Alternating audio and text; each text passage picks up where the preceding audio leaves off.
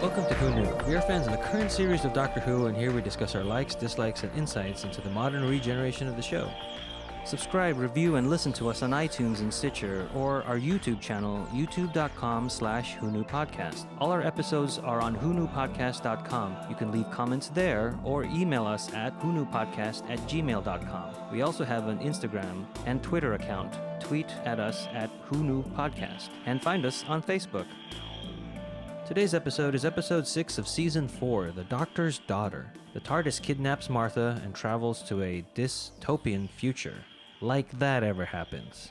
This episode is written by Stephen Greenhorn, directed by Alice Troughton, no relation to Patrick Troughton. It originally aired on the 10th of May 2008, and it was watched by 6.6 million viewers. Hi, this is Eugene. Let's introduce ourselves. Hi, this is Brian. Josh here. Hello, this is Auburn. Hi, this is Frank. The Doctor, Donna, and newly kidnapped Martha are thrown around in the renegade TARDIS, which lands in a tunnel on the alien world of Messaline. A group of soldiers arrive and take them at gunpoint to a processing device. It takes a sample of DNA from the Doctor, and bing, bang, bada boom, out walks the Doctor's daughter, who is handed a gun from one of the soldiers. Can we just recap real quick as to how the Martha got onto the TARDIS for people? Yes, there was a two-parter previous to this, which is the Centauran Stratagem and Poison Sky. And she called the Doctor saying, hey, I need help with UNIT and something's going on. And that's what brought the Doctor and Donna back to present-day Earth, which is where Martha is part of UNIT and they're figuring out what's going on.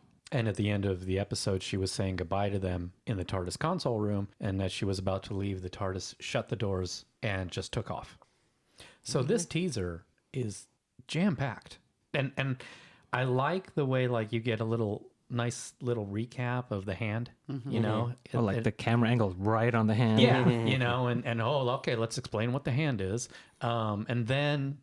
which we get a synopsis of, or sort of a line recap of the Christmas invasion. Yeah. And it's just kind of like refreshing, you know, you got to tell people and might become important, might not, I don't know. And then when you get to the planet, it's just kind of like, okay, you're on this planet, there are warriors, shove your hand in here. Oh, this is a genetic device, it's taking a tissue sample, it's cloning me, it's downloading memories, it's doing all this stuff, and this is just the teaser. Right. I mean, it is just boom, boom, bada bing, bada bang. I mean, there's a lot of sci-fi gobbledygook that they're just saying as well. But so much teching the tech. It's amazing that how he gets through all of it. But I had a question though, like why do they just take a sample from him and not the other two? And then I could see them doing him first, but then the story just goes on, and they don't even. It seemed to be extremely important and imperative that they take his sample right now. And then they're like, oh, no, we got this one. We don't need these two. I agree Even with though you. they said everyone. I bet you in the script, it was the attack of the Hath. Oh, that stopped them. That the intent was they were going to do all three, but they did the Doctor first. And then the Doctor had to explain what just happened, which stops everything. Right.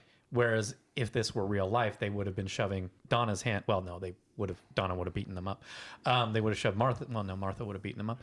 But I think it was intended that the Hath attack stopped them from doing anything else. Yeah, the execution versus the script maybe didn't line up. Yeah. But I see what you're saying, because that's how I was going to rationalize it too. The cut on the 10th Doctor's hand is similar to that of the Empty Child's cut. I thought that. Yeah, I thought that. Oh, I didn't get that. And you guys, I assume, recognize the first soldier, the actor. Mm-hmm. Where do you know him He from? plays Gendry in Game of Thrones. Very good. That actor would be Joe. Yeah.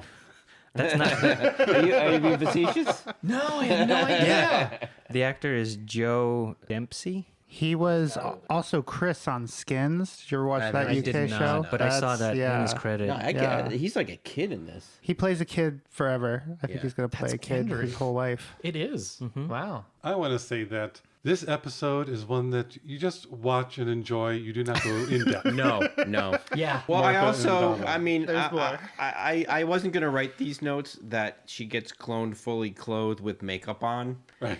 Well, But- that is because they're making soldiers. Yeah, So she has the knowledge. soldier she could template. talk. Yeah. I know we're thought not that as there well. yet, but And I it's- also thought, it's a cartoon. It's fine. But I know we're not there yet, but it's also consistent with what the Hath is doing. Same thing. Oh yeah. So at least it's consistent. Yeah, it's consistent. It's basically just, it's for kids. They're just making clones.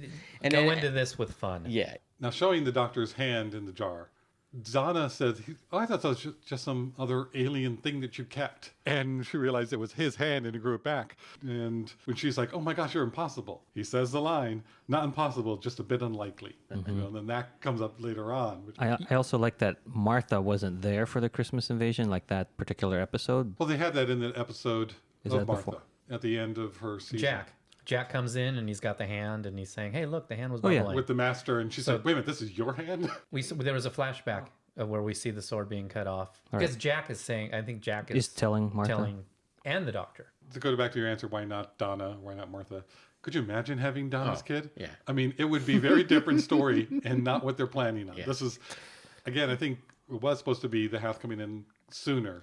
Which is in right. the I mean, script. this show is not about the three of them getting clones. It's about the doctor's daughter.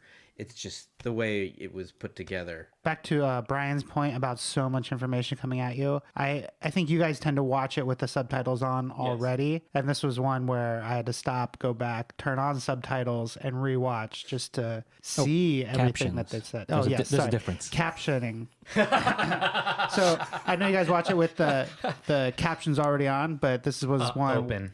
Being in Captions the open. business, they have a whole different Oh technology. my goodness, here we go. And wording and the whole Captions technobabble are no of the longer actual closed; thing. they're now open. I also had to open the captions to watch and understand everything being said. It's actually kind of fun if you do that because even on regular episodes, you pick up things. Yeah, and usually we do by the end of it, but this was one where like right away I was like, wait a minute, I did not understand any of that. One thing I wanted to point out is that you hear a little bit of the Doctor's theme when Jenny comes on screen. It's the orchestral version or the instrumental version that we've heard previously. Jenny, we haven't gotten her name yet, but the Doctor's daughter is played by Georgia Moffat, who we learned in our recording of the episode Time Crash that she is the daughter of the fifth Doctor, Peter Davison. And we discussed that then. Here's a clip. Now, the fun part about this is behind the scenes. Being Peter Davison was, like they said, David Tennant's doctor, the one he grew up and liked, watched. And so they were able to meet here, which was great. Later on, Tennant meets his daughter, Davison's daughter, who is an actress. And she plays the role. We're just going to throw the timeline, or are you looking at me? You can break the timeline. It's fun. Because You're looking at me like, shut up. No, So I'm looking at you like, why are you looking at me so weird? I'm looking at both of you, looking at each other. That momentum now, but I just like we should talk about that. But Go ahead. I don't know where was that. He meets Georgia. So Tennant meets Davis's daughter, who is an actress, and she got on one of the episodes coming up, and she plays a genetically created daughter of his. So she is the doctor's 10th daughter. Doctor, yes. So David on this show, the 10th Doctor, has a daughter. Played by Georgia Moffat. She's a Moffat? It's like, but not the Moffat. No, you threw him off again. I wasn't going to say it because I knew it would throw him off. But we need to distinguish who these people are. I'm so confused. So Georgia Moffat is Peter Davison's daughter? Yes. Moffat, Yes. not related to Moffat? No, that's what. Correct. And her father is the fifth Doctor. So that was interesting that she is the actress daughter of a doctor who then becomes on the show the daughter of the doctor, who then falls in love with Tennant and they get married. In real life. So in real life, she marries David Tennant, who is on TV her father. It gets a little confusing at that point. Well, it's just also He a is little his bit own father-in-law. it's just a funny little fantasy of someone's, to a certain extent, someone's favorite actor that they looked up to, and then they end up marrying that actor's daughter. Nicolas Cage syndrome. What, right? Cage syndrome? Nicolas Cage when he married Priscilla Presley. Oh, that's right. That's right. He was like super in love with Elvis. Do you know that Nicolas Cage is a Coppola? Yep. Okay, well, I just learned that. Yeah, he changed his name to Cage because he didn't want to get the job because of his uncle. Do you know why he changed his name to Cage? I do. Eugene? Enlighten me. He's a comic book fan, so he liked Luke Cage. Oh, okay, that makes sense. And that's why he Maybe named he his did. child Named his Kal-El. child Kal-El. Kal-El. That's right, he did. And it's also why he did Ghost Rider 1 and 2. No one should have done Ghost Rider. Thank you. 1 or 2. That was good.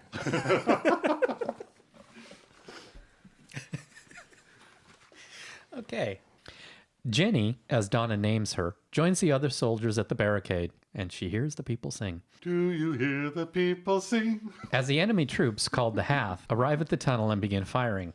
The device that created Jenny gave her knowledge about fighting and tactics, so she joins in the fight back. Even with this knowledge, they are overwhelmed by the Hath, beings that are, well, walking fish, and breathe with the help of liquid tubes in their mouths. A human soldier yells that they need to blow the tunnel. One of the Hath kidnaps Martha from her kidnapping. Yeah, that's right. As Jenny blows up the tunnel, leaving Martha on the other side. With the TARDIS. With the TARDIS. Nobody mentions that. I didn't even realize that. Yeah, Martha's on the side of the TARDIS, so they're all upset. I wrote that down.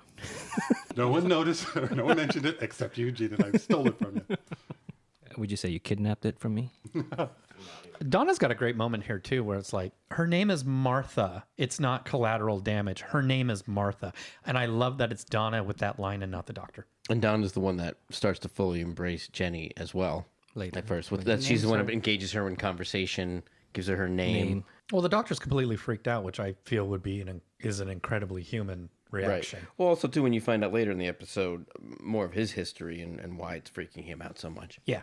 But even now you understand it when you don't know the reasons behind it. It'd be Yeah. like, oh, man. No, but it is not just like a human would feel, where, oh my gosh, this person just came from me. But it's the doctor with the idea of, this is another Time Lord who is now in existence. Idea in his head. Yeah. So it's a different, it's an Yeah, I think additional that's layer in there. to I it. just never think of it at the time. Also, too, this was, a part of me was stolen from me and created something, a soldier, which is the exact opposite of what I feel I am. That's the first thing. Because he doesn't find out she's technically a Time Lord until a little bit later. Well, I think he knows. He just Doesn't want to admit it. Acknowledge it, Yeah. right. I mean, they named her Jenny because of generated anomaly. Yeah, that's great. But if you watch this, it kind of should have been named Mary Sue. Yes. I would agree with that completely. Pretty much. Everything that's downloaded into her brain is something that she's going to use perfectly. Which obviously is not perfect download because of all the other soldiers. None of them could do it, but because her that's coming an from the excellent doctor. point. Right. that She was knows able to kung do it. fu. I was going to make the Matrix.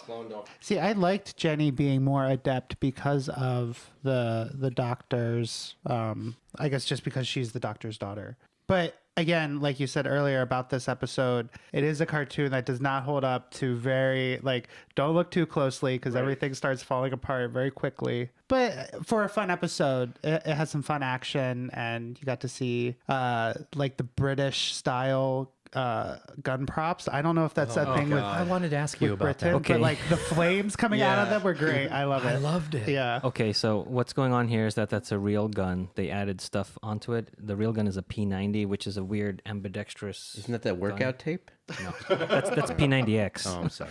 What they did here is that they added a longer muzzle or barrel, and then they added that weird air flamethrower gas canister at the butt of the rifle, which I think is powering all those flames at the end of the barrel. Because when we saw this done previously, they also used the P90 in the Satan Pit episode, and we didn't like that at all with the with the photoshopped muzzle flashes. We hated that. Oh, yeah, that was terrible. They must have gotten criticism about that, and then so what they did is they added practical flames, which it looks better but not great. I love it. I liked It it. doesn't look like a gunshot. It's definitely not. Space gun. It's a space gun. Right. That's what yeah. There's nothing coming out of that barrel Yeah, other than a okay. flame. The fish head guy. Oh, that I can buy. Yeah, there's no problem with that. I mean, Eyeliner, I don't know. But fish heads. Because if you notice in the last two episodes with all the unit guys shooting rifles, they're shooting blanks. Oh, and you yeah. can see that that's practical. And I think they had to cut down on the budget with Yeah. this episode, so they did this other production. So they have Dr. Light thing. episodes. They have Ammo Light episodes. Martha wakes up among the rubble of the explosion next to an injured Hath. She fixes his dislocated shoulder as more Hath soldiers arrive. They raise their guns on her until the injured Hath, named Peck, tells them he's all right, and she did help him. She takes control of the situation and begins asking questions. They take her to their camp and show her a computer map of the city. The city is comprised of buildings connected by tunnels which house the Hath on one side and the humans on the other. I think Martha shines in this whole episode. And she's separated completely, and she does fine on her own. It's great. That's the unit training. But she's paralleling the doctor. And they play Martha's theme quite often. Is that? That's Martha's theme. Right. And I realized it this time. First heard in Impossible Planet. Oh, is that? That joke never gets old. Cut that out. I'm leaving that in. Now, does Martha understand the Hath at all? A little bit? Or I think it starts off as kind of like a pantomime communication, and then just spending time around people speaking a language, and she just it is just starting to starts pick it to up? pick it up, and it's a cartoon, and eventually she understands it somewhat well. You have to keep saying cartoon Yeah. because that is so inconsistent. And that's another thing that when you start watching it to break it down, the TARDIS translates languages. Yeah. Oh yeah. But is that doesn't this? But isn't And- that real? But maybe that's it. Maybe it's not really a language. It's because all we hear is bubbling. We don't really hear. We hear a little bit of like. Look Right. at that going- Didn't even think of that TARDIS. That's, and the TARDIS is on her side. It's not like the Yeah. the whole rocks are made out of something different blocking the TARDIS. Right. She's on the TARDIS side. It's So- Dolichanium blocking the TARDIS translation. I think the Hath are hearing gurgling from Martha. Because wouldn't the TARDIS be translating for them as well? No. It would take a while for them. Because Martha's already in it. Yeah, but when they arrive... Yeah, when they arrive anywhere, though, everyone understands Everyone them. understands them. True. So if she was gurgling, But the then they TARDIS would is be translating hearing... for them, not for everybody else around. Yeah, Right, While right. they're I'm saying speaking. they're hearing that, but we, as the audience, are... We should be understanding the Hath, though, if that But is the the Hath conceit. understand English or whatever the humans are Whatever the speaking, humans, yeah. like we do. Yeah. Because they seem to know exactly what she's saying. I think the explanation. She's the one who's having a hard time understanding. In the script, the English script, the lines of dialogue were written out for the Hath, what they were saying, so that the actors doing the actions could understand what they were doing and saying. The bubbles just came in later. Oh, so the actors were actually saying something? No, the actors knew what they were saying when the bubbles were gurgling. Gotcha. I will say, though, also Peg, originally Peck. Oh, in my captions, they're wrong. it was P-E-G, Yeah, it's lowercase wrong. p. Peck. Yes. All right. The actor, when he gets his shoulder put back into place, definitely was doing like the over mime style of like, no, don't hurt this person. And, big arm movements, big hand, finger movements. Yeah, I don't think the pantomime was overdone. I think it No, definitely I- conveyed very it really clear. well. I Very thought, clear, yeah. But, I thought it conveyed desperation. Like, I Right. got to do something quick. Right. It wasn't like he just held up his finger. Oh. I think like the problem is that his body was so expressive of those emotions, but those masks Yeah. and the gurgling Yeah. like weren't. So Right. that's why it jumped out to me as being overly theatric Although they were but just- I liked it. I liked the performance. Yeah. But it just in the context. But I relate that in my, kid logic brain. It's like Chewbacca and Han Solo. It's fine.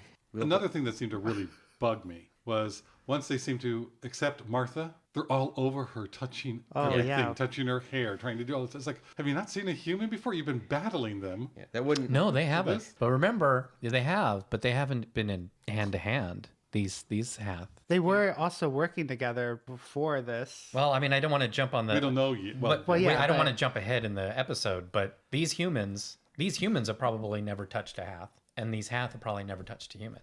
they're just killing each other. No, but Because these people have only been alive a couple hours. So Don't look too close. So all the again, yeah, don't look too deep, but I took it as a universal sign of like peace. You're one of, like Like the a dog Ewoks smelling. with Leia. Yeah, exactly. smelling yeah. it, right? Okay.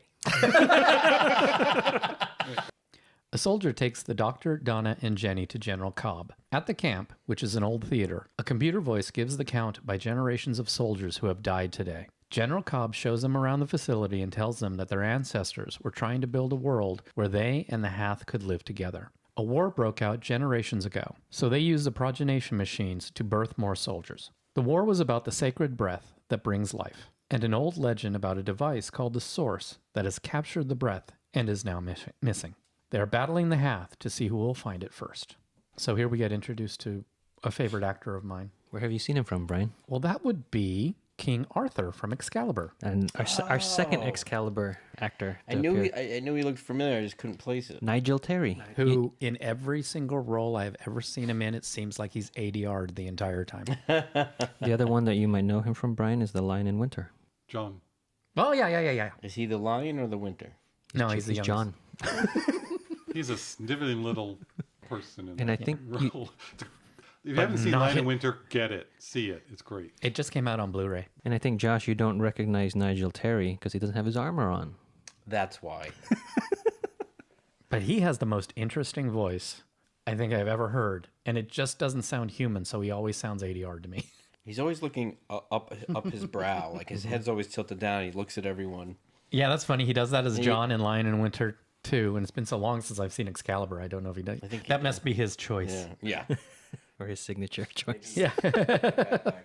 I thought it was interesting. I was going to wait to mention this, but all the other clones around him are under 30. He's the only one who's old. Yeah, and that brings up because You mean we 30 know hours? we've seen the whole episode. Hopefully, these people have who are listening. But how old actually is Cobb? Right. Yes. And rewatching it again, I'm going, I wonder, is he one of the original colonists? Does he know what's really going on? Or No, I don't think he does. I don't either. I don't think he does. But that still begs the question, like, because if these people are being cloned as adults, why is he so physically old? And again, this is just speculation, how my mind works rather than anything in the story. If you're doing the colonies, I don't know if they would have aged as quickly. And they may have changed the machine to make them soldiers, give them the information to fight and all the knowledge, and age them a certain way. And I wonder if they're continuing to age rapidly after that. I thought, too, maybe their lifespan is just so short. Maybe you already consider this, that the progenitor for Cobb was older when he was When he stuck his hand in when the he stuck device. his hand in. And so when he came out, he was just older. And Jenny being, coming from a Time Lord, Yeah. you can't tell how old You can't she tell is. how old she is. I'm surprised at how Donna has two different people, seems like the writing for her. Because she's for Jenny, but also so dismissive of Jenny. She says, Yeah. you're nothing. You're just a clone. You're not real. Yeah, and But then she's she's there a- also trying to tell the doctor, this is your daughter. You should make a connection with her. I have a- At the same time, just one line after another. I have a feeling that was probably someone else's line earlier in this version of the script that they just had to give to Donna. Yeah, and in this episode, it's don't think about it, just keep going. Yeah. move the plot along, move the plot along, move the plot along. We're having fun. We're having fun. Everybody, we're having fun. And what I also like is it gives Jenny a chance to put Donna in her place. But the only reason is to give Jenny a moment. Yeah. And it seems Yes. odd that Donna's saying, especially I think before that, she's saying, oh, your daughter, she's teasing the doctor about Yes, it. but she is teasing the doctor about it. When it's up to Donna to have children with it, she's like, oh, now it's no good because of because it's not good. I think- for it to be taken like that. And then she's trying to be nice to Jenny, but in that way where you're like trying to be nice, I've but already then it's stepped in it. already too late. Yeah. Well, yeah, so she's thinking I've already stepped in it, and now I need to get out of it. And by doing it, she's stepping in it further. That's how I take it. Well, she's sort of defending herself. She says, "I'm not having sons and daughters by some great big flipping machine." And she's going to think that that's going to upset Jenny. Right. The whole pacifist subplot of Like Cobb classifying them as the pacifists. yes, and that even having that history, 3 generations ago, we had a batch of pacifists. In the context of the whole episode, where we also learned that the machines are turned off overnight, so they've had 7 full day shifts of these machines running, and 3 generations ago, they know that history, but not beyond that. I mean, yeah, once you start looking very closely, Yeah, but all I these don't take things- any of that kind of talk literally. Honestly? Okay. Oh, 3 generations ago we had pacifists. It's just a story now. Okay.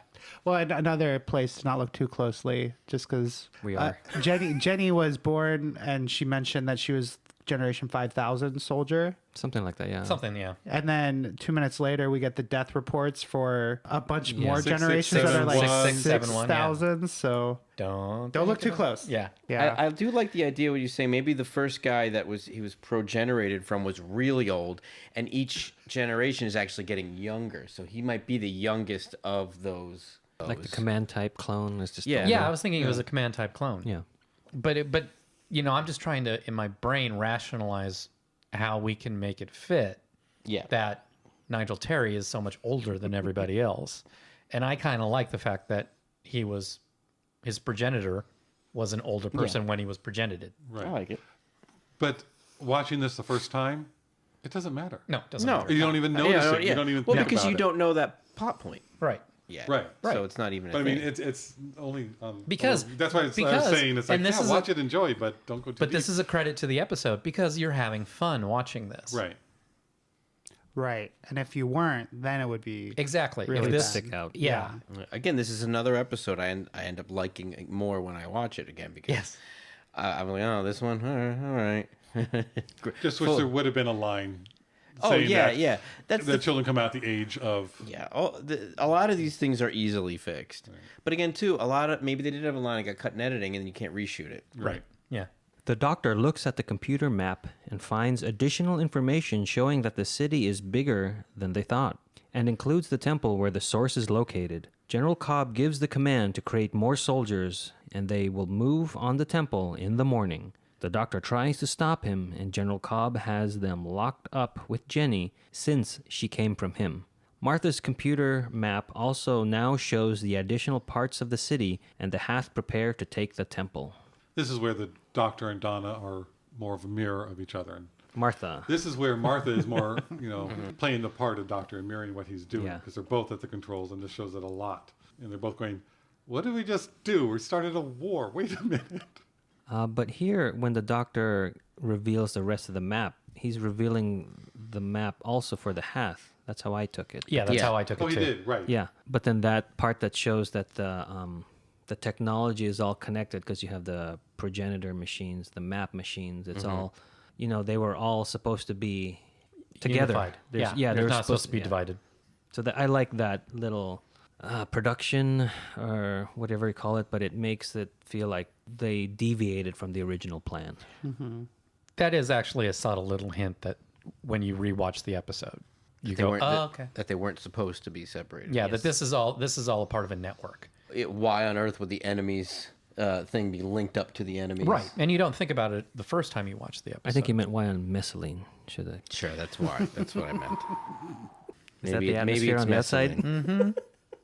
We also hear the running joke in pretty much every episode of, "Oh, you're the Doctor, Donna. Oh, what a couple. Oh, Oh, yeah. no, we're Yeah. not a couple. We're not together." I mean, it's Yeah.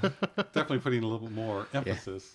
One thing that maybe on this watching of it made me think that maybe Cobb was from more of the original Stock. people, or maybe he was around one of the first ones that to be redone, so he still has more memory. Is that he's looking at and sees the source as the power to erase the Hath. The Doctor's saying, "Well, I thought you wanted peace." And he goes, "It's the same thing." To him, it's not about peace. It is, he has this whole vendetta against the Hath. And I view that as he was programmed. But we only have the 2 points of view, Cobb and Jenny. And Jenny being part Gallifreyan, part Time Lord. Yeah, she's unique. Is that she will learn. And Yes. she will change the programming and go, no, there is something else beyond this. Where he has his programming, and like you said, things go quickly. So they all could be similar to his way of thinking. But at the end, that seems to change, and he still holds on to that way of thinking. True. So that's something is different about Cobb, even though I think, like you were saying, he's just representing the military part that all of the different He's children but have. I don't want to say that the military thinking is a bad way of thinking. No, but they've it's- been all but that's implanted all that with they this. know. Right. Okay. The Doctor strategizes how to get out of their cell and stop the general when Jenny calls him out for being a soldier. He doesn't know how to respond, so he upgrades Donna's phone and calls Martha instead. They find out both armies are on the move, and the Doctor tells her to stay where she is. But she tells him she can help, but then her phone goes dead. The Doctor doesn't want Jenny to go with them, but Donna tells him that Jenny is more like him than he thought, and confirms that by showing that Jenny has 2 hearts. Jenny uses her feminine wiles to trick a guard, and they lock him in the cell instead. The Doctor tells Jenny not to kill and that she has a choice. After they escape, she says she didn't kill anyone and realizes he is right. She does have a choice. They quickly head to the temple before General Cobb and his troops can get there. On their way, the Doctor agrees to take Jenny with them when they leave. There's a lot that goes on in that paragraph. Yes. They upgrade, the doctor upgrades Donna's phone, which is the cementing to me of her as being the companion. Because you travel in the TARDIS, you get the TARDIS key, and then you upgrade your phone. Yeah, I would agree with that now. It just in the seems like a modern long show. time Yes. to do that. It but seems a because long time, She but- never had to I use don't- the phone. No. It's- And what's funny is that the doctor needs to use her phone, not Right. Donna needs to use her phone. And usually we upgrades, it's for the companion. Yes. Just like, no, I need something. Give me your phone. Yeah. Or Russell's like, these are the things we need to hit to make her a companion. And Wait, like, they haven't upgraded the phone yet? it's like, oh, put it in this one. The other thing I want to point out is the conversation that Jenny has with the doctor about fighting and ending war. And she says, we want to stop, or the doctor says, we want to stop the fighting. And then I think she responds with, isn't every soldier's goal to stop the fighting?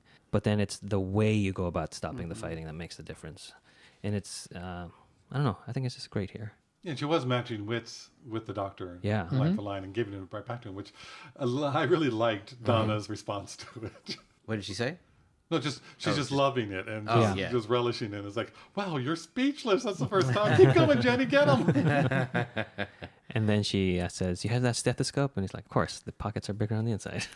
Does he say that? No, but I mean, that's my rationalization. And then that's where she proves to him that she's part-time Lord. And I think that's great that Donna's the one to do that. Right, right. In that moment, it was nice to see David Tennant's portrayal of the Doctor, that very bitter, mournful remembering of wartime and what that means. Yeah, I like when they, I mean, it is a bit soapboxy when they do it, but I really like when they show his PTSD. I liked it, but I did think it was over the top. Yeah, I mean, this whole episode's too over the Yeah. top. But yeah. But I get, and also too, he just sells it so well. And he does get to be so upbeat and like funny so much as the Doctor, but Tennant does have that Right. range to go. Yeah, and he can just And- switch. I also think because he's being extremely negative towards Jenny, so I think they needed something big enough to make that valid. Yeah, I did mean bitter more like, I was going to say bittersweet, but there was no sweet to it. So it was like just that mournful memory of loss and Yeah, mournful memory of loss. Yeah, That's how I see maybe. it. It But also- not bitter. It also made me think like she doesn't have the right to be a Time Lord because she didn't earn it.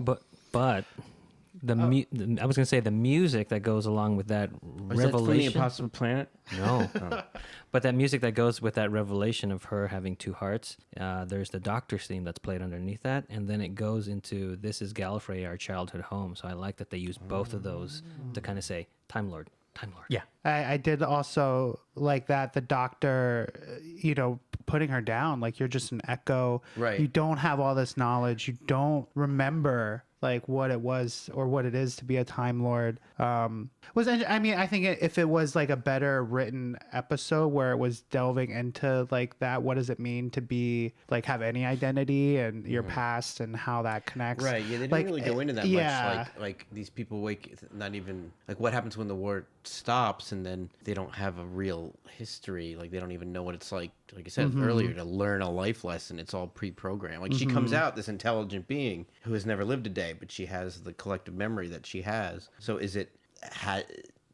just by rote, or does she actually think and feel these things? Or is she kind of just one of those people, once the words come out of their mouth, it's like, I wonder what that does have a meaning. Like they actually don't think about what they think until they say it, and then it becomes an experience for them to reflect upon.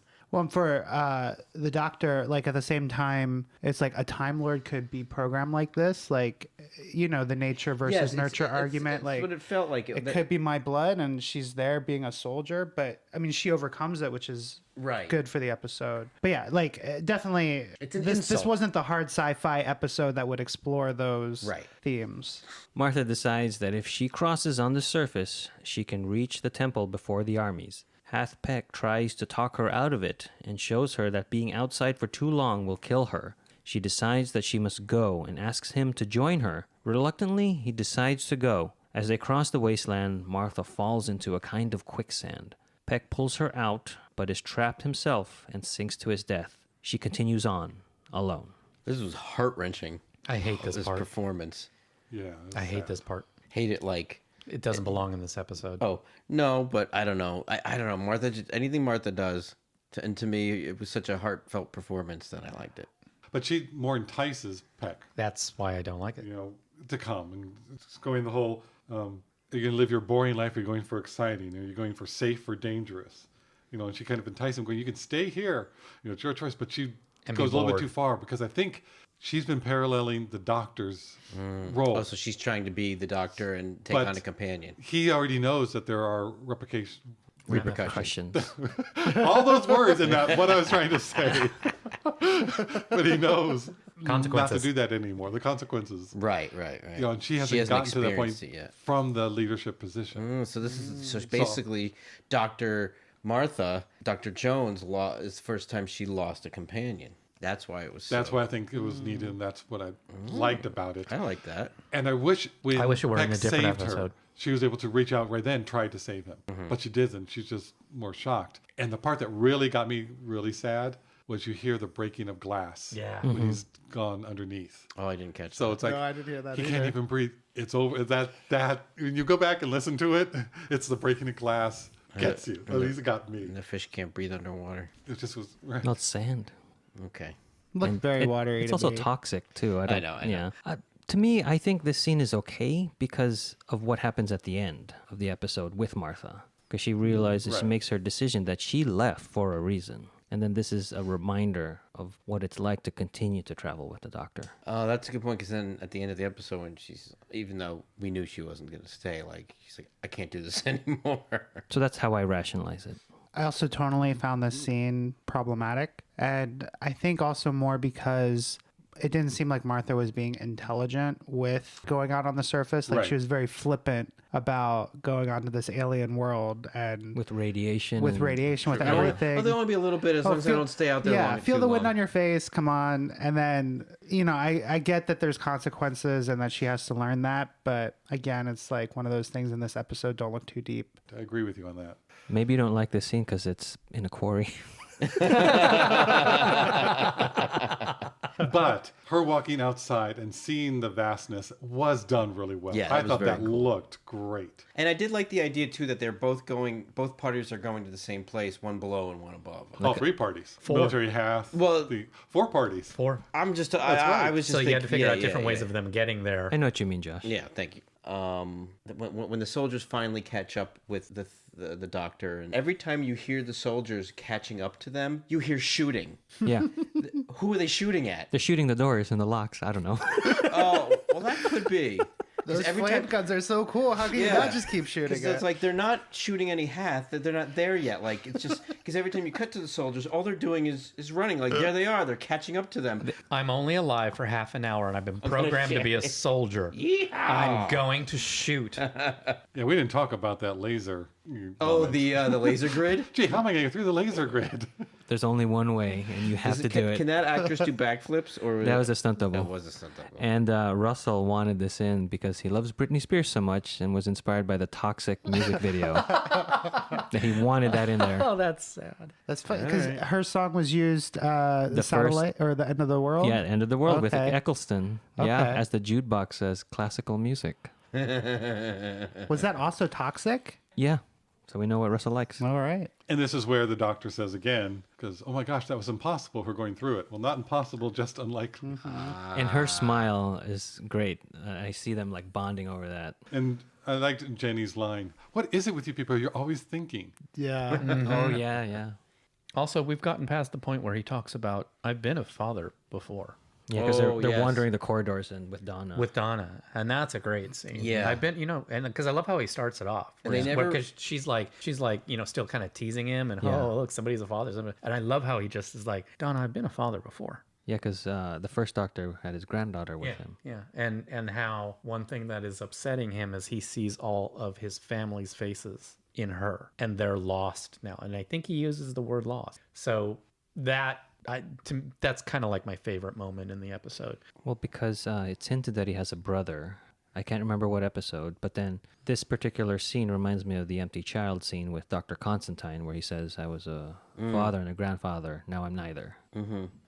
There's some great lines in this scene. I mean, Donna saying, you talk all the time, but you don't say anything, which is so opposite of what we know as the Doctor, who in Kylie Minogue, Voyage of the Damned. in Voyage of the Damned, they say, you keep talking and never a word wasted. And I liked just Donna's, but you're not saying anything tangible. You're not saying anything really important. I didn't know that you had kids before. With everything that you say, you're saying it for a particular reason. And sometimes that reason is to deflect. But I just love that line, you talk all the time, but you don't say anything. Yeah, it's a great line. And then she says something that she never thought she'd ever say to the Doctor when he wants to distance himself from Jenny and the family. And she's saying, Jenny can help you with that. I can help you with that, and there's something I've never thought I'd say. I think you're wrong. So, I mean, it was. I right there with you. I think that was a great scene. It's a very good scene. You know, we've been talking about why the Doctor's being such a jerk to Jenny, and I don't think any of us considered that No, not until we got to the scene. Yeah, yeah. And that was a nice little surprise moment, and it makes so much sense. Because when you're Right. But when you're being carried along on the roller coaster and watching the Doctor as we do, you're not going to think about that right away. Because if you actually feel something like that when you see someone, you're gonna be in a harsh mood. When the Doctor, Donna, and Jenny arrive at the temple, they discover that it is the original spaceship that brought both the humans and the Hath to this planet. When the original commander died, the two species separated because each wanted to assume command. In more exposition news, Donna has been noticing sets of numbers in each section on their way to the temple. They seem to be counting down, but she figures out that the numbers are actually dates, marking when the robot drones finished building each section of the city. She sees that there is a clock in the ship, and according to the last date on the furthest section built, this war broke out only 7 days ago. The progenation machines produced 20 generations a day, allowing their history to become a myth, and some things that should not have been forgotten were lost. All right, so I'm a little confused. Don't think about it too much. What happened 8 days ago? What happened? Okay, everybody, buckle up. Here goes Frank. The ship landed on this planet. Okay, with how many people? Let's say 10 humans, 10 Hath.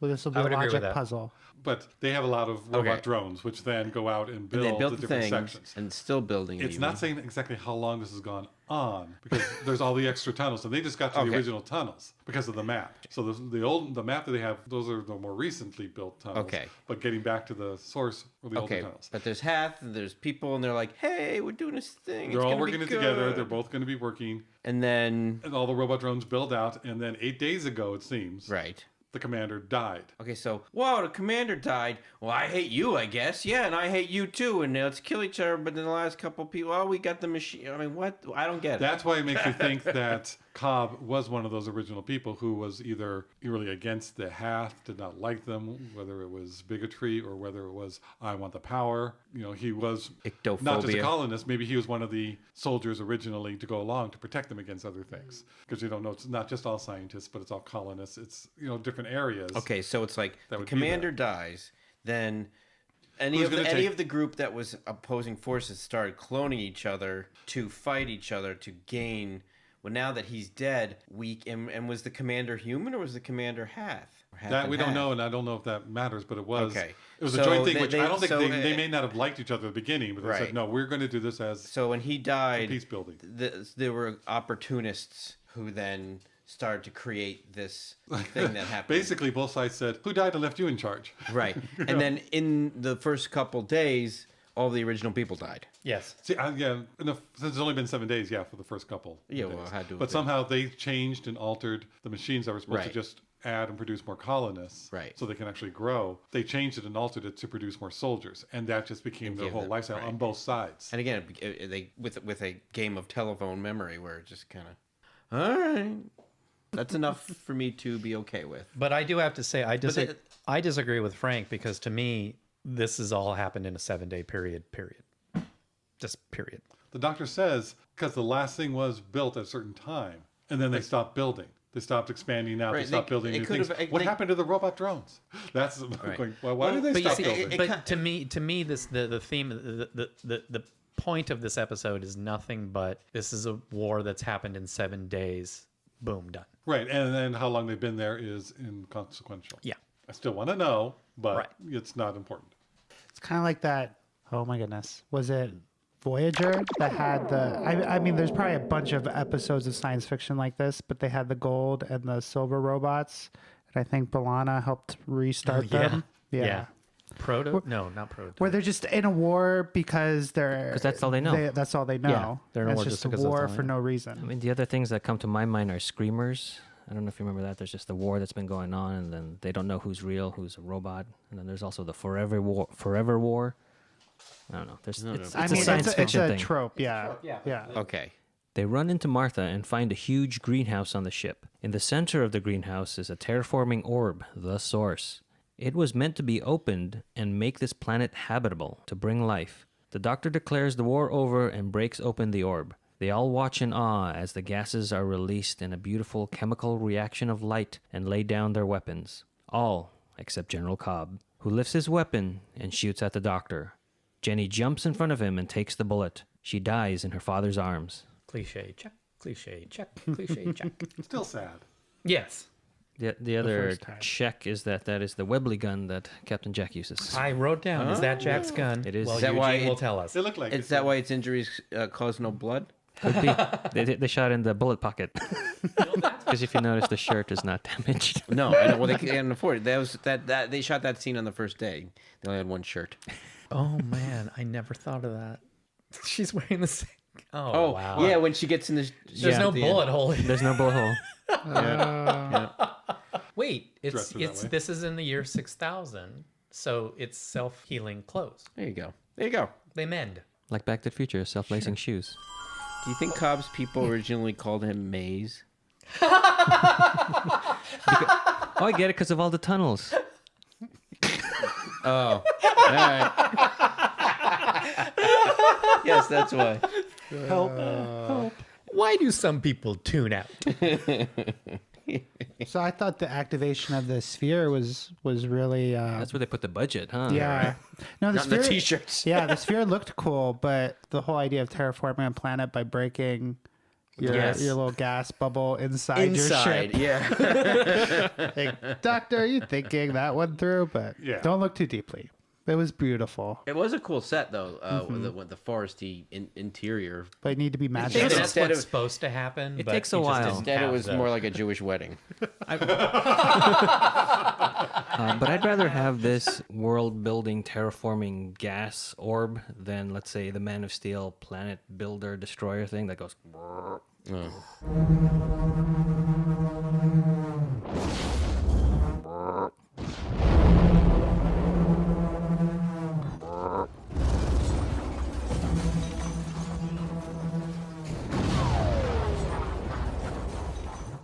You mean the dubstep machine? It was horrible. Yeah. The worst. Somebody didn't like that movie. A lot of people didn't like that movie. That's true. Thank you. The Doctor grabs a gun and points it at Cobb's head. He tells them all that he would never use a gun and to make that principle the foundation of their new society. They leave Jenny on the planet to receive a proper burial. The Doctor speculates that the TARDIS brought them here because it sensed another Time Lord, but it arrived too soon. The suns arise on this new world as the TARDIS transports them back to Earth. Martha says her goodbyes, and Donna says she plans to travel with the Doctor forever. I thought, again, the Doctor's speech was a bit too preachy. Very preachy. You can This make is the where it point. went This- over this- the line. Yeah. Yeah, I agree. Let that be the principle. That the foundation. So it's a little bit too much. Yeah. Especially the self aggrandizing, Right. make me your leader, make me your moral compass. Well, that's his arrogance, and I think Yeah. some people who are not here today would say, no, that's typical Doctor. It might be typical, but it was definitely where it crossed the line. Like, I stopped being sympathetic to the Doctor there. But also, what does Martha know about Time Lord physiology? Enough to go. That's not going to help. Yeah, I thought the same like, thing. Doctor, Doctor. why are you listening to Martha about this? She is a doctor. Yeah. So she has some. Yeah. It was just the exposition that we needed to say, no, not going to be regenerating. She is dead. Yeah. Why did the TARDIS bring them there? I mean, the Doctor tried to say it in one line, but it never really I didn't catch that till you just made said any it now. sense. Yeah. Yeah, So it until we doesn't were make trying to much rewrite sense. it, it's like, well, this is the one that makes the most sense to me, so I'm writing this down. Yeah. But Well, it makes sense if you Because- think of it that way. And timey-wimey, such and such. It makes sense because Martha would have left the TARDIS, but they needed her on the TARDIS for the one more episode that they had signed the actress for. So they had to have the TARDIS, quote unquote, kidnap her in order to carry on a story. Then they went back and tried to figure out, now how do we explain the TARDIS doing what the TARDIS did? The TARDIS sensed another Time Lord out there in the universe and didn't arrive at the right time. I actually like that. And also, I'm not going to give anything away, but they also do it in a way that kind of foreshadows something that's coming up. They're kind of killing two birds with one stone, and neither one is landing really well. But I am saying, well, I'll say something about it seemed like the TARDIS and the hand, because the hand seemed to be bubbling a bit more than usual, are connected somehow. They're both seem like they're sensing Yes. the other Time Lord. Yes, the hand Is and that what the that, TARDIS. is that what was happening with the hand when Because he they said the kept hand? showing the hand. But he said it focused looks on the- happy or something They like that. focused on the hand in the beginning because it was reacting. What was And it the doing last- in its reaction? Bubbling It was more? bubbling. The last time that we saw the hand reacting was with Jack sensing the TARDIS arriving in Cardiff. You know, that's why they focused on it, because the hand is reacting to, there's another Time Lord. And then the TARDIS is going, there's another Time Lord. And they get there just too soon, but then by doing that, they created another Time Lord. And he And does that say it's a is paradox. And the thing is, it is a paradox, so you can't rationalize it. It had to arrive earlier to create Jenny. It's a causality loop. A what? Causality loop. Causality loop. I didn't know what you said there. And I love when they're back on Earth and Donna's, oh, I'm going to be with him forever. I'm just going to totally be with him forever. And she means it and she believes it. And there's just no doubt in her mind. And Martha's just like, that's right, dear. Aw, So you're young and cute. naive still. You're just so cute. And then Martha looks at her ring to remind herself why she's returning home. Yes. I like that. Yeah, that's a good point, too. You mentioning, Brian, the proximity of Martha and Donna's conversation about Donna wanting to be there forever, and then Martha, 5 seconds later, looking at her ring. I didn't think about it at the time, but just hearing you now, like she's also thinking, I'm assuming that that's going to be forever, Right, like, right. and so that it's a very interesting juxtaposition to put those two, Right. that I didn't even think about till you just Yeah. mentioned it. I didn't think again. about that either. Yeah, I like that. Yeah. As the people of Messaline prepare for Jenny's burial, she exhales the terraforming energy and wakes. She then steals a small ship, as her father did long ago, to travel to new worlds. Oh, that was terraforming energy? I thought There it we was the go. regeneration energy. Nope. Buckle up, people. Okay. Here goes Frank. Okay, go on. I'm with Josh, so explain. Well, Martha said that she doesn't have the regeneration energy. And if you look closer, the actual Sparkle, cloud, special effects that they use right, for the terraforming is what she's breathing. Her whole body doesn't change. It doesn't glow. She doesn't have any alter to another And she does being. not regenerate. She doesn't regenerate. Right, I wondered that. But I it's thought- more of Spock on the Genesis planet in that the light was coming through. She's now died at the time when they rebirthed everything. So part of that. Oh, they didn't do And that she very is- well at all. Well, No, because it doesn't didn't. matter. no. I thought she regenerated but didn't change Fully. because she's not a true Time Lord. And she comes back to life because she is a Time Lord. I mean, I don't think that if a human Okay. were lying there dead, they necessarily would have come back to life. Gotcha. But The it program is not- there to regenerate. So this, okay. kick Yeah, that in a bit. It's Spocked her. Well, I can't wait to see more It's episodes Potter. Oh, with this Jenny. I know. This is going to be exciting. Well, the good thing is if the doctor needs to call her, he's got her number, right, Brian? Jenny. 8675309. I like the parallel of the Doctor and Jenny both stealing a ship and going to explore. Oh, Yes. I didn't even think of So, that. it's I cute. didn't even that think of I that. thought was a nice little bit at the end. Yeah. Was this ending always supposed to be this way? No, we can blame this ending on Stephen Moffat. Blame or thank? I would say blame. Because originally, Jenny was supposed to die. And then he came in and was like, bring her back. Do you know, Wait, were there Stephen- plans for like a spin-off series or anything like that with her? I want to say maybe Moffat had some ideas, but it never happened. They probably said to him, "We can't have a female Time Lord." I think there's big Finnish stories with Jenny. Big fish stories? What? Finnish. I heard. The audio stories. Oh, I thought you meant like there's more to come in the shows. Like there's gonna be a big finish. No, That's the name of the company. Jenny was also in comic books for Doctor Who, The Choice and Endgame, where Jenny met the 11th Doctor and Clara Oswald to do battle with the Master and Adam Mitchell. Wow. If you remember Adam. From Adam joins up with the Master. Yeah. That's perfect. What is that one? The Choice and Endgame. Does the Doctor even know that she's still around and alive? No. This episode, No. yeah, this episode says It's no. just, wow. Wouldn't the TARDIS? Yeah, probably. TARDIS It knew may she have was there done to what it's begin supposed with. to do. Oh, and yeah. so maybe it's like, well, that's... It had to hedging get its there to bets. create her. Just making more Time Lords and ladies to throw out in the universe, Lady. and Or maybe that bullet took out one of the hearts, so she's not a Time Lord anymore. maybe. Oh, I like that. I'll take it. That's why we never. That's why we never got back to her. Oh, she like died 10 minutes after the episode. Yeah, meaning 8 days. Yeah. Some trivia.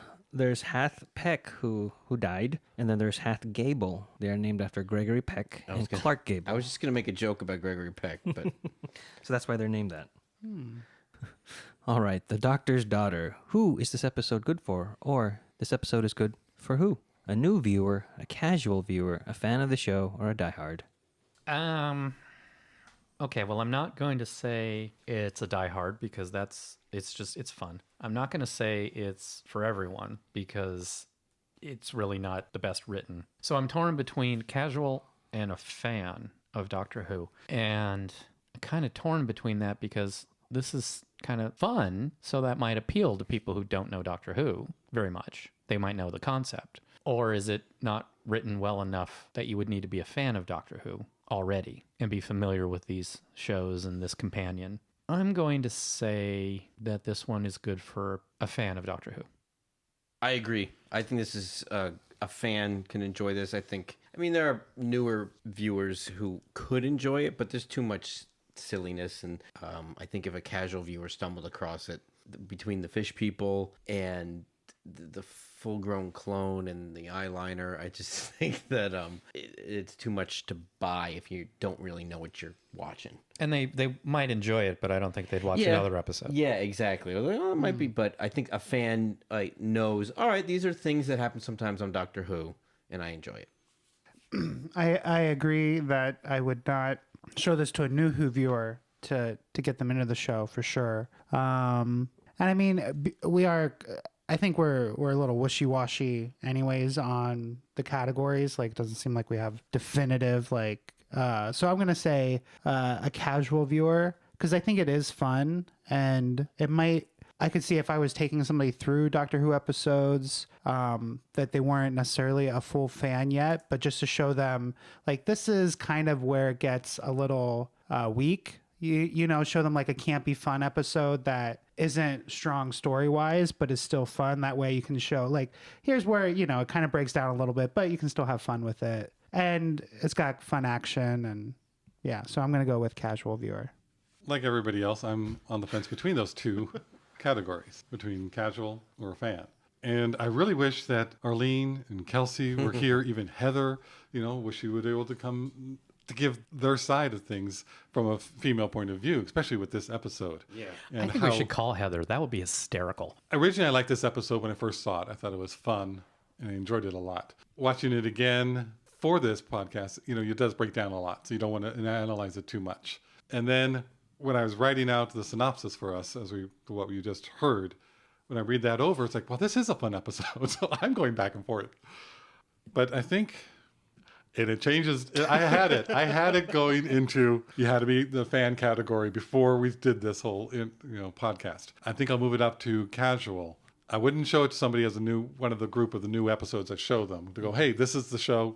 Enjoy it. Again, depending on who that person is. But I think casually would get a lot of fun from this, and see, if they're casual, they would have seen other episodes and seen the broad spectrum of what a Doctor Who episode can be. It can be the ones that I really like, which are serious and thought-provoking and deep, or just fun and go with it and have, enjoy the episode. So I think I'll be on record as saying casual. So Hello. we have Heather calling in from... Where are you calling from? I'm calling from Portland, Oregon. Oh, from Portland, Oregon. What are you doing? Hey. What are you doing That's there? Canada. I'm helping run a comic convention. Nice. Yes, it's almost over. It's been a long weekend. Well, thank you for giving us the time. We are just wrapping up The Doctor's Daughter. Do you remember this episode? I do, very well. And who would you recommend this episode for? A new viewer, a casual viewer, a fan of the show, or a diehard? I'm going to have to go with... I might actually have to go with a fan on this one. Ooh, and can you explain a little bit why a fan? Well, I can't give my best answer of life because I didn't watch it recently, But your best answer of now. my best answer of now would be... It's a little bit confusing, I feel, the whole almost cloning plot line, and I don't know. And also, I feel like the Doctor's a little bit, he's not his usual happy, joyful self in this episode, so it might give a newbie to the show the wrong idea. I just feel like it might be a little involved for a new fan. Very good. One more question. What do you think about Jenny using her female wiles to get the guard to come closer? Because neither... It kind of detracts from her, her soldier character. It feels like she wouldn't need to use feminine wiles to get what she wanted in life, but I mean, she is pretty, so yeah, I would like to give a more, informed answer, but I would have to freshen up on the episode. But I don't know. I mean, I am a feminist, of course, but it is a weapon that works in our favor. So Right. if you gotta use it. That's my thought. Very good. We miss you. We miss you. We miss You you. guys too. One day when I'm not out of town for a weekend, I definitely want to join in on another episode. Yeah, we got to get you in for one of the Donna episodes. Yes, I love Donna. All right, thank you. That was it. We won't take up more of your time. Okay. Talk I'll to you see soon. you guys later. Okay. Bye. Bye. Bye. I actually thought we were just going to read her text. No, I was like, I'm going to call you. High production value. Technology. But now, after hearing what Heather says, it's like I want to go back to being what I originally thought I was going to put this in. Too bad we don't have like a time machine or something. But I know you're making little notes and you're putting it, I said casual rather than fast. And he's not using a pencil. He's using pens, so it's permanent. Yeah. For me, I'm probably going to go with a casual viewer on this one because I like the dynamic between the Doctor and Donna and how they're equally involved in solving the problems and involved as much as each one is in the plot. And then we get introduced to Georgia Moffat, who I think she's very pretty and she fits this role very well. So you've heard our thoughts on the Doctor's daughter. How do you feel about them bringing Jenny back? Do you think she should have stayed dead, or are you glad that she's alive? And tell us why you think that. Let us know. Leave us comments on our Facebook page for this episode's post. And you can also email us at whoknewpodcast@gmail.com. That wraps up The Doctor's Daughter. Thanks for listening, and we will see you next time when the future becomes the present. You've just listened to an episode of Who Knew? Our wonderful theme music is by Michael Grady. Find him at Facebook at The Universe Explodes. All our episodes are engineered by Allburn. Find him at auburnbinkley.com. You can find this show in several places. Follow us on Twitter at Who Knew Podcast. Subscribe, review, and listen to us on iTunes and Stitcher. Or our YouTube channel, youtube.com/whoknewpodcast. Visit our Facebook page. As always, please leave comments, reviews, and click like to help support Who Knew Podcast. Also, listen to us on your Amazon Echo by enabling a podcast skill. All of our episodes are on whoknewpodcast.com. This podcast is inspired by Doctor Who. The longest running sci-fi show in history. And especially the revival spearheaded by Russell T. Davis. Thanks to Russell. Sydney Newman, Verity Lambert, Ron Grainer. and all those involved in the adventures of our favorite Time Lord. Your work continues to inspire and entertain. Head it away. Next. That just seems fishy. So you're going to keep that one, but you're going to cut mine out. I'm cutting them all out. It's interesting that they pose the question, what do you call a female Time Lord? But all of us who've watched the classic know it's the Time Lady. Lord's Well, I Lady. have Well, no and idea. even I that. didn't know that. It doesn't. It sounds weird. I don't know. It makes me, hey, lady, you get the time? That's what makes me But always that's think not of. what it is. I know, but that's what it makes me think of. Yeah, but you're from Jersey. I know. Time Lady. No. That's what I hear every time. No, you're cutting out the Madame de Pompadour thing, but do you want to say who the actress is? I was just going to edit what we did for Time Crash into this. Seriously? From another episode that we did? Yeah. We talk about a lot of Time Crash that's not about Time Crash. Yeah. But it's Because I fun. thought we did. I go, when did we do that? And it's also just I'm my own grandpa. Sorry. No. We don't have rights for that, are we? Sorry. Does anyone have rights for that? That's not going to work, is it? Say it again. Someone late. else. No, I think we should just play this unedited. Save it for the daughter's doctor or the doctor's daughter episode. Daughter's daughter. Daughter's Doctor. The daughter's doctor. PPO or? I also thought it was funny. He said, "Don't you want to feel the wind on your face?" I'm like, "Yeah, the fish wants to feel the wind on his face." What are you thinking, lady? Lady. No. Sexual. And being fish fish don't like people, they lasers. can't. No, fish people can't do backflips. That they can't. They just flip and flop on the ground. Right. Did we get to the end? No. Nope. You have it right there. I know. Boy, that makes for tough Thanksgivings. And editing.